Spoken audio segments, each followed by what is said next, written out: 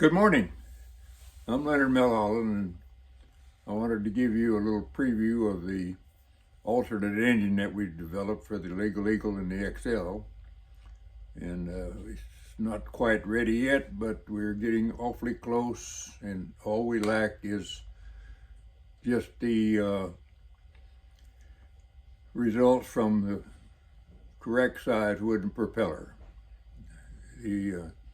The engine has been very, very dependable, very fine running little engine, and it's equal to a 30 horsepower Volkswagen. The all of the experimenting we've been doing with this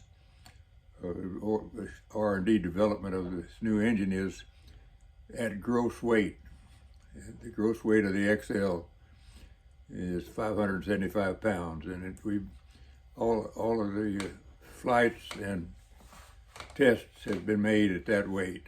So any pilot that's less than 275 will have a good performance with this engine.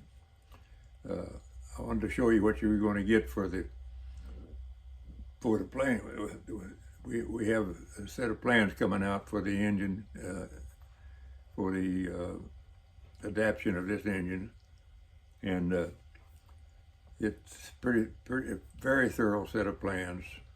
So I want to begin to show you what you're going to get for your $50. The plans will be $50, and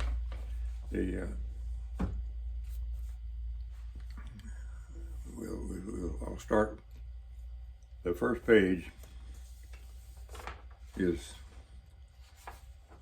an index, an introduction, and the weight of the components, Briggs & Stratton Vanguard 23 engine. It shows what page they're on, where you're going to look for the subject that you're interested in the plans.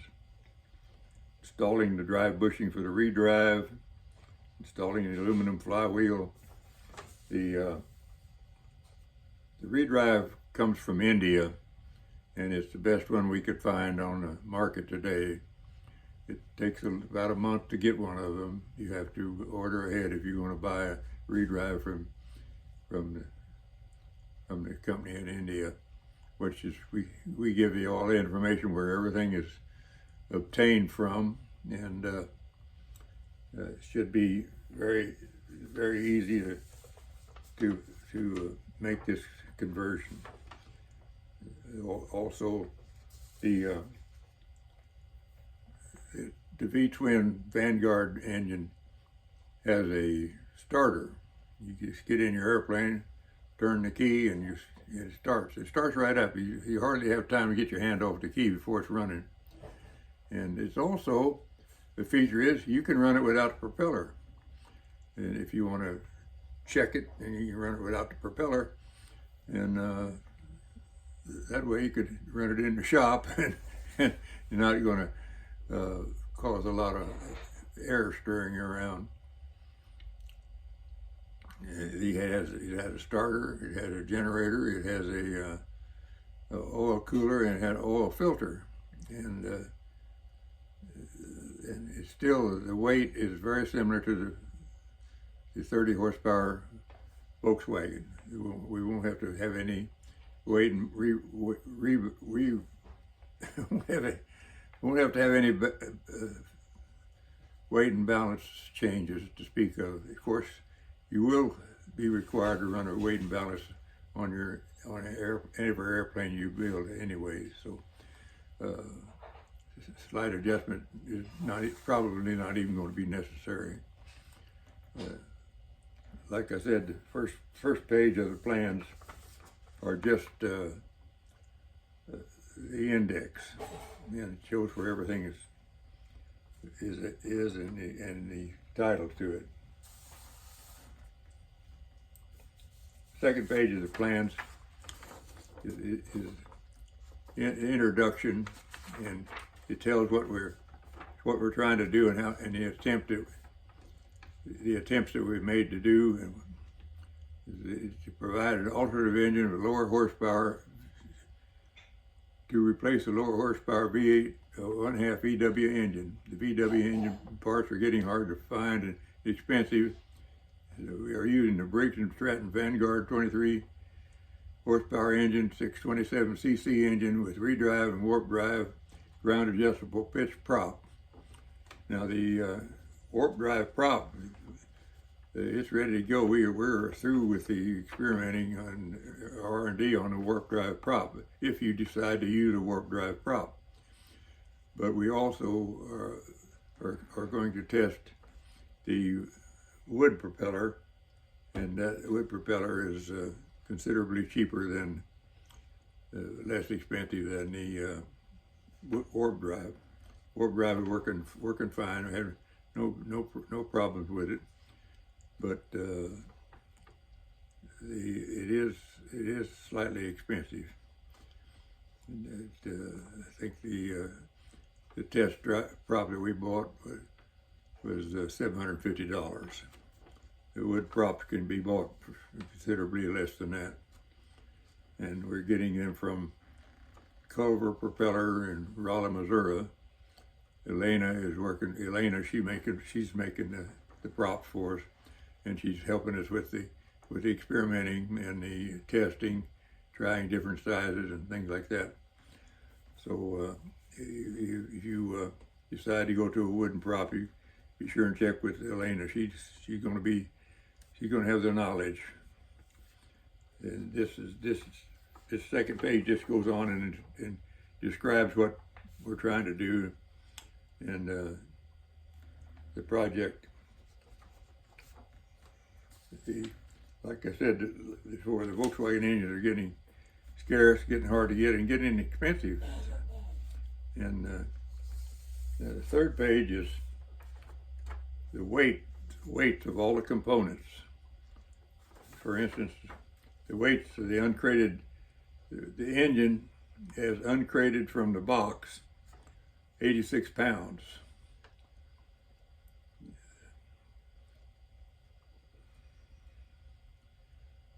The weight of the shrouds and covers and everything removed is 14 pounds, 15 ounces. The weight of the engine, first pass removal, 70 pounds and 11 ounces. We took off the weight down to 70 pounds and 11 ounces just by removing everything we weren't going to use for the aircraft. It gives the weight of the redrive is 8 pounds, 8 ounces. And the warp drive props, bolts, and nuts, 7 pounds. Warp drive propeller, that is, 7 pounds and 14 ounce. There's a drive bushing, there's an engine mount, and there's bolts and miscellaneous, an exhaust pipe, battery and wire, approximate weight forward, firewall forward, including the mount and everything, is about 92 pounds, which that comes right in with the Volkswagen engine, the half Volkswagen engine, that is. Now, here's page 4, and more explanations on the Briggs & Stratton normal operation, the RPMs, the serial numbers. These model numbers on the Vanguard engines run all over the place, but the numbers are attached to the 38,000 series Vanguard engines, and the difference in the serial numbers is just the little attachments they have on the outside of the engine and everything. What did happen to us was when there's a coupling that goes on the crankshaft, that the belt, the reduction belt goes around the pulley, goes inside the crankshaft pulley, and that tightens it down on the crankshaft. And for some reason, the keyway, the Woodruff key in the crankshaft was too big, and by tightening this pulley down real tight, it actually chipped out part of the keyway on the crankshaft. We had to buy another crankshaft and replace it, and it cost us a whole $50 for a new crankshaft. So parts are reasonable, parts are very obtainable, and information on this engine is all over the YouTube area, and it's going to be a simple deal. And this is page 4. Talks about the aluminum flywheel, how to do it, and that has to be lapped in to the crankshaft. If you use an aluminum flywheel, you will lose your ability to charge the battery. But the battery is only used for starting anyway, and one full charged battery will start the engine many times. So if you're a heavy person, I recommend you put on the aluminum flywheel. But if you weigh less than 200 pounds, you could probably get by with the steel flywheel, and you'd still have your electrical charging system. You could have lights or something like that that you needed on your legal.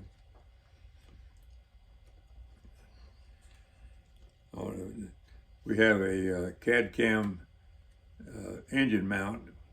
The engine mounts are on the front of the number 1 station on the XL and the legal are made for a Volkswagen engine, and I recommend highly that you use those engine mounts holes to put your new engine mount in. So if you ever decide to use the Volkswagen engine, it'll fit right in your number 1 station. Then that'll make it a much more adaptable situation.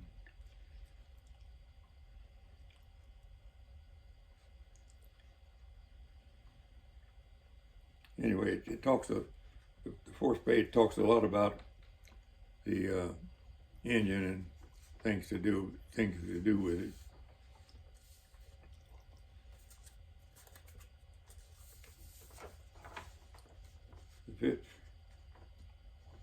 Page number 5, it goes into installing the redrive, tightening the belt, and installing an aluminum flywheel and lapping it in. And I said before, the keyway in the crankshaft is very important. That the woodruff key is of the proper height. So that's one thing that it discussed in there. Tells you how to measure it, what it's all about. Page number 6. It's installing the drive bushing for the redrive. The drive bushing is what I've been talking about, that you tighten up and tightens the pulley, the redrive pulley on the crankshaft. And that's the one that actually broke the little chip out of the crankshaft. And it talks about the tachometer, hour meter, oil cooling. The engine has an oil cooler, and it can be turned around and faced into the propeller blast, and it keeps the engine real cool. There's a lot of pluses and very few minuses on this engine. Page 7 is carburetor and intake and top engine brake. The engine is mounted at the bottom, and when you give it a throttle, it tends to bend forward, so you have to have a brace on the top back to the mount to keep it from bending forward with you. And they run a flow test. You're also working on the exhaust system, because this taxiing down the runway, it doesn't sound very loud, but when you fly overhead, this thing is loud, and the neighbors were complaining. So we're coming up with an exhaust system on it, and that'll be in the plans. And the plans should come out fairly quick. The only thing we're waiting on is the propeller, the wood propeller, so we can finish the testing on that, and then we'll be ready to start putting the plans out for people to look at. It goes into the exhaust flange, flue flow test, top engine brake, carburetor and intake tubes.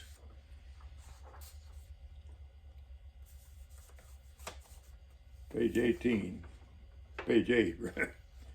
Fuel pump and fuel tank location. Some people on the legal in the XL, the wing tank is, the fuel tank is supposed to be in the wings. And some people put them on down in the fuselage.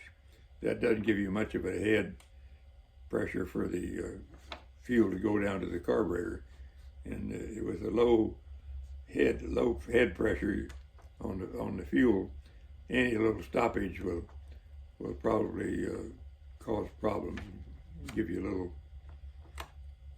some problems with the tank in the wing where it belongs. It gives you real good flow. The fuel pump, if you have a tank someplace else, you're going to need a fuel pump, and the engine comes with a fuel pump, so it has a lot of features.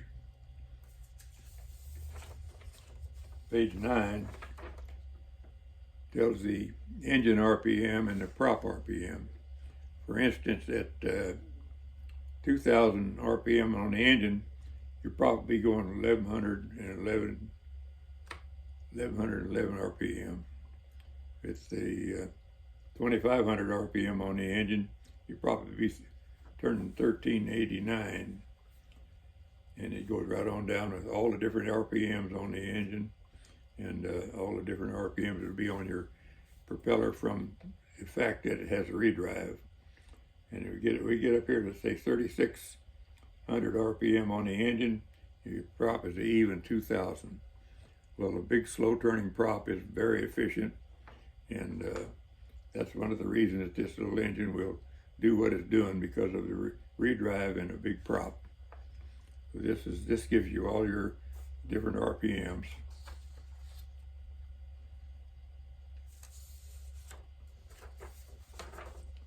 Page 10 is fuel flow, gallons per hour fuel flow, and measuring. You definitely have to measure your fuel flow by. I like to take the bottom plug out of the carburetor and make the flow test go through the needle valve, so you know it's really getting it. But if you get 10 ounces of fuel, you're getting 2.88 gallons per hour, and the gallons per hour of fuel flow you need is 0.92. So you're really getting a lot more fuel flow than you actually need, which is very good thing. That's right in the neighborhood you want to be in. And not much on page 11. It's more about a fuel flow test and float ball and things like that I just got through talking about.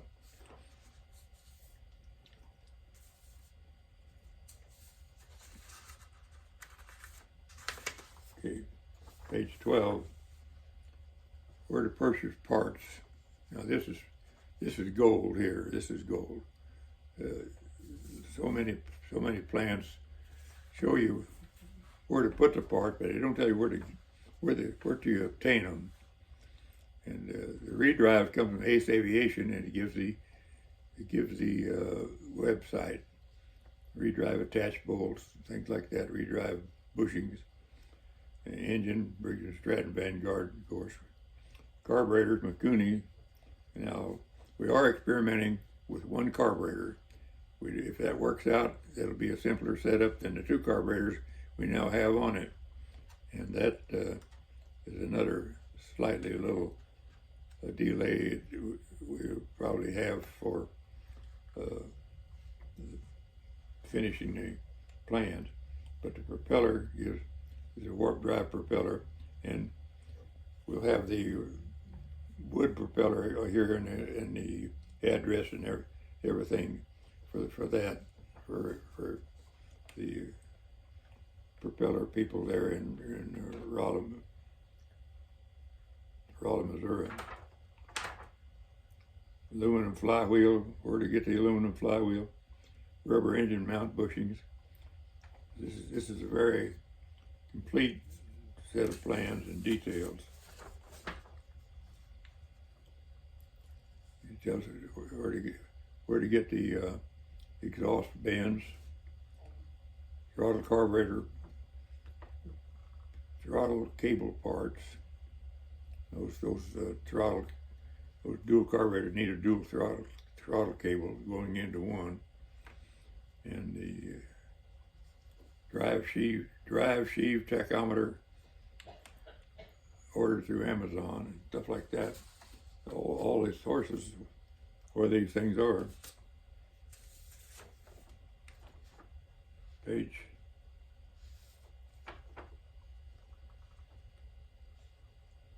This is a page of general notes. These sheets are and contents thereof contained subject to change at any time. That's the only thing that is constant is change. These are meant to show general intent and only, and it is up to the individual as to workability of these drawings. So, now the drawing's coming next.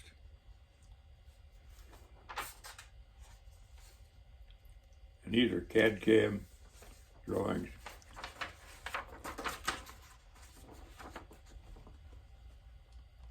Of the engine mount. And the engine mounts right into the Volkswagen Volkswagen whole crankcase holes, so that if you ever want to put a Volkswagen engine on it, take this engine off, you could do that very easy. And I highly recommend you use the Volkswagen crankcase bolt locations for the mount for the Vanguard engine.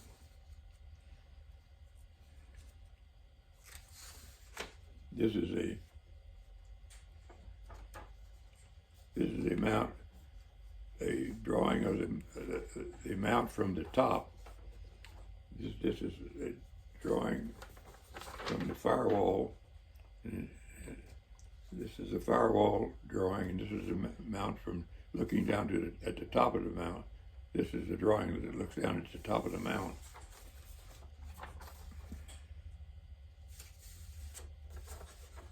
And here is a drawing that shows the side of the mount, and it's all CAD/CAM, very accurate, very nicely done, very well explains everything. It's the right side view, it says. And here's the left side view.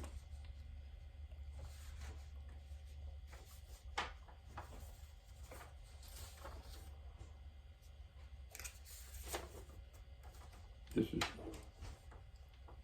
a drawing of the engine mount rubber bushings. It explains the engine mount rubber bushings, and that is something that's pretty hard to explain in a drawing.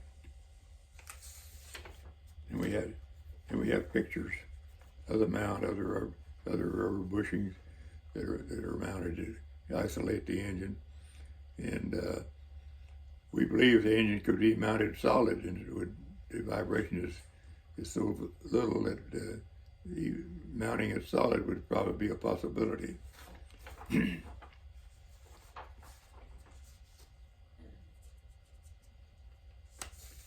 Here's pictures of the drive pulley mount.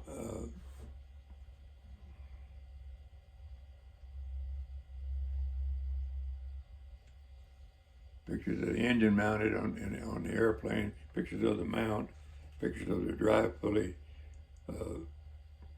mount and internal parts.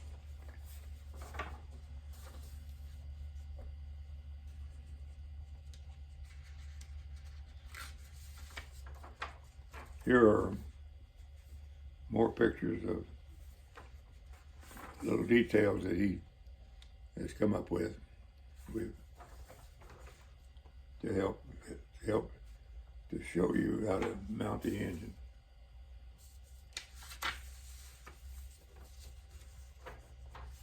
And that's the plans. They're $50, and we'll have them going hopefully before Thanksgiving. As soon as Elena sends us a wooden prop, we get it tested. I'll make an announcement on the website and on the any media that I can get my information on. Anyway, thanks for listening. I hope that gives you some idea of what you'll be getting for your $50. And I think the plans are very complete and very detailed in every way. And thank you for watching. I'll see you the next time.